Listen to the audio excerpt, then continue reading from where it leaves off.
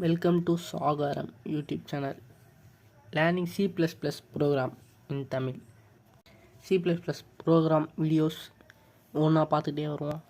அடுத்தடுத்த பாட்டில் வீடியோ வந்துக்கிட்டே இருக்கும். முடிஞ்ச அளவுக்கு வீடியோ சீக்கிரமாக போட பார்க்குறேன். ஸோ இதே மாதிரி தொடர்ந்து வீடியோ வரணும்னா சேனலை சப்ஸ்கிரைப் பண்ணிடுங்க அண்டு வீடியோ ஸ்கிப் பண்ணாமல் பாருங்கள். ஸோ இந்த வீடியோ ஃபுல்லாக C++ பேசிக்ஸ் பற்றி மட்டும்தான் பார்க்க போகிறோம்.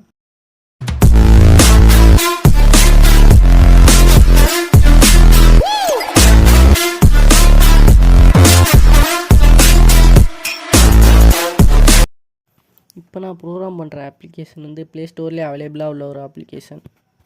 C++ ப்ரோக்ராம் பொறுத்த வரைக்கும் டிஃபால்ட்டாக சில இது வந்து தான் ஆகும்.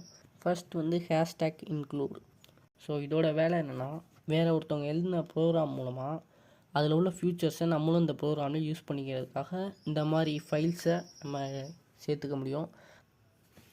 ஸோ இப்படி இது மூலமாக எப்படி நம்ம ஃபைல்ஸை உள்ளே இணைக்கணும்னா, ஹேஷ்டேக் இன்க்ளூடுங்கிறத போட்டு ஒரு லெஸ்டன் சிம்பிள் போட்டு அதுக்கு நடுவில் ஒரு ஃபைலோட நேம், நம்ம சேர்க்க வேண்டிய ஃபைலோட நேம், அடுத்த ஒரு கிரேட்டர் தேன் சிம்பிள்.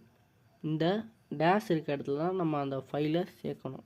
C++-ஐ க்ரியேட் பண்ணவங்க என்னென்னலாம் ஃபங்க்ஷன்ஸ் இதுக்குள்ளே க்ரியேட் பண்ணி அதுக்கு அலோவ் பண்ணியிருக்காங்களோ அந்த ஃபங்க்ஷன்ஸை மட்டும்தான் நம்மளால் கால் பண்ண முடியும். எல்லா ப்ரோக்ராம்லேயுமே ஹேஷ்டேக் இன்க்ளூட் IOStream இந்த ஃபைலை நம்ம நிறைய ப்ரோக்ராம்ஸில் ஆட் பண்ணுவோம். இதுலேருந்து CIN அண்ட் COUT அப்படிங்கிற 2 விஷயத்தை நம்ம யூஸ் பண்ணுவோம். இந்த IOStreamங்கிற ஃபைல் மாதிரி இன்னும் CMax, string.h, studio.h இது மாதிரி இன்னும் நிறைய ஃபைல்ஸ் இருக்குது. CIN அண்ட் COUT அதுக்கான IOStreamங்கிற ஃபைலை நம்ம இணைச்சிட்டோம். அடுத்த வந்து using name space STD. So இந்த இதையுமே நம்ம எல்லா ப்ரோக்ராம்லேயும் கம்பல்சரி டிஃபால்ட்டாக நம்ம இணைச்சி ஆகணும். ஸோ இதை நிறைய பேர் டைப் பண்ணும்போது என்ன பண்ணுறாங்கன்னா, நேம் ஸ்பேஸ் அந்த இடத்துல நேமுக்கும் ஸ்பேஸ்க்கும் இடையில ஸ்பேஸ் வரக்கூடாது. அதை கொஞ்சம் கவனமாக பார்த்துக்கோங்க. C++ ப்ரோக்ராமில் எந்த ஒரு லைன் எண்டுக்கு வரதா இருந்தாலும் அந்த லைன் செமிகோலனோட முடியணும். அப்படி முடிஞ்சால் மட்டும்தான் C++ கம்பைலர் அந்த லைன் அதோட ஃபினிஷ் ஆயிடுச்சு, ஸோ அடுத்த நெக்ஸ்ட் லைனுக்கு மூவ் ஆகும்.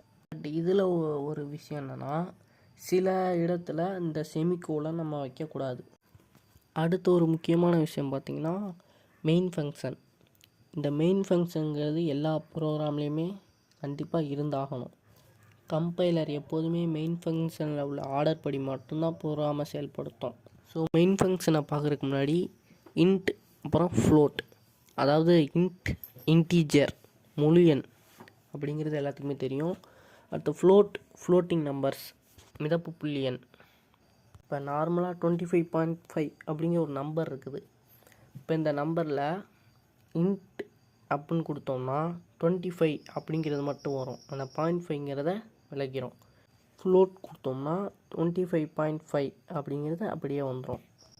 ஸோ நம்மளுக்கு மெயின் ஆன்சர் வந்து இன்டீஜரில் வரணுமா ஃப்ளோட் பாயிண்ட்ஸில் வரணுமா அப்படிங்கிறத முடிவு பண்ணுறதுக்கு மெயின் ஃபங்க்ஷனுக்கு முன்னாடி இன்ட் இல்லாட்டி ஃப்ளோட். இந்த ப்ரோக்ராமில் எனக்கு வர வேண்டிய ஆன்சர் வந்து இன்டீஜர்லேயே இருக்கிறதுக்காக நான் இன்ட் மெயின் அப்படிங்கிறத கொடுத்துக்கிறேன். எப்போதுமே மெயின் ஷேர் குரூப் போட்ட உடனே அது பக்கத்தில் ஒரு open bracket and close bracket. Main function மட்டும் இல்லை, வேறு எந்த ஃபங்க்ஷனாக இருந்தாலும் ஒரு open set bracket and close set bracket இருக்கணும். அந்த செட் ப்ராக்கெட்டுக்குள்ளே மட்டும்தான் நம்ம எழுத போகிற ப்ரோக்ராம் எழுதணும்.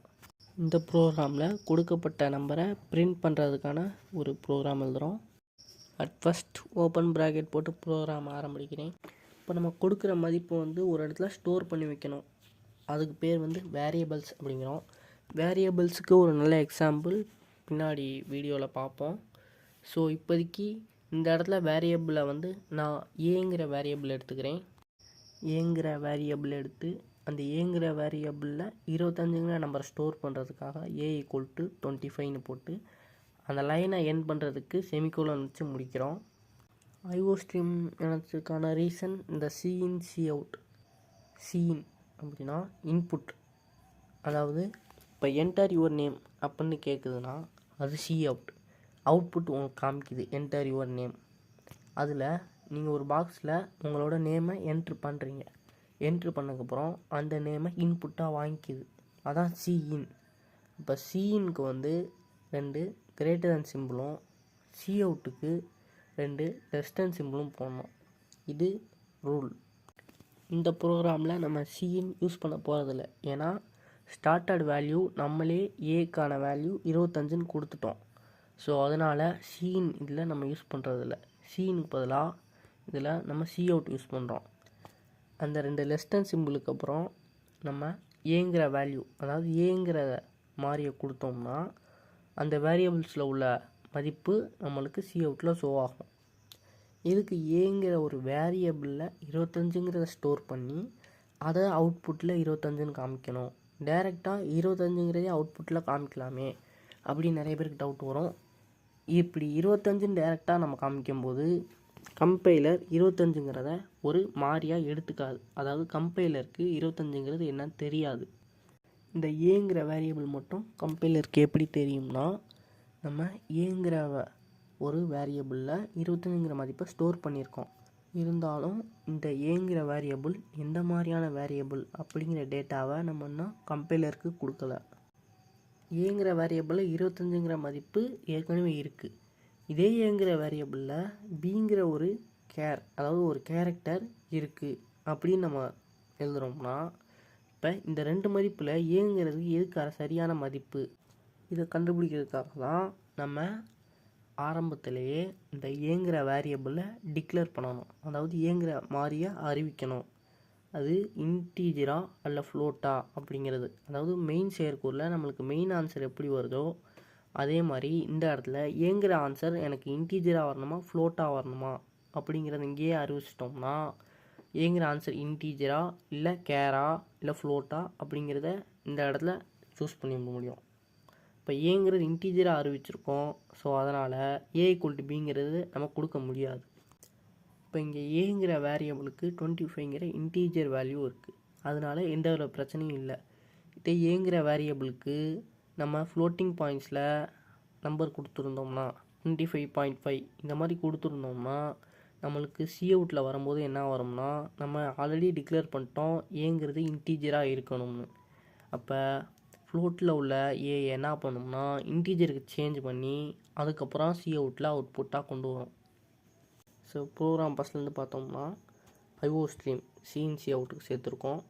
யூஸிங் நேம் ஸ்பேஸ் எஸ்டிடி ரெண்டும் டிஃபால்ட்டாக வரணும். அடுத்த மெயின் ஃபங்க்ஷன் சேர்த்துருக்கோம். மெயின் ஃபங்க்ஷன் வந்து இன்டீஜரில் வரணும். அடுத்த ஃபங்க்ஷன் ஸ்டார்ட் பண்ணுறோம். ஏவை இன்டீஜர்னு டிக்ளேர் பண்ணுறோம். அடுத்து ஏங்கிற வேரியபிளுக்கு 25.5 ஃப்ளோட்டில் மதிப்பு கொடுக்குறோம். அடுத்த சி அவுட்புட்டாக ஏவை கொடுக்குறோம். அடுத்த இந்த இன்ட் மெயின் அப்படின்னு வந்துச்சுன்னா எல்லா ப்ரோக்ராம்லேயுமே இன்டீஜர் வேல்யூ வரும்போது ரிட்டன் 0. இது ஒரு டிஃபால்ட்.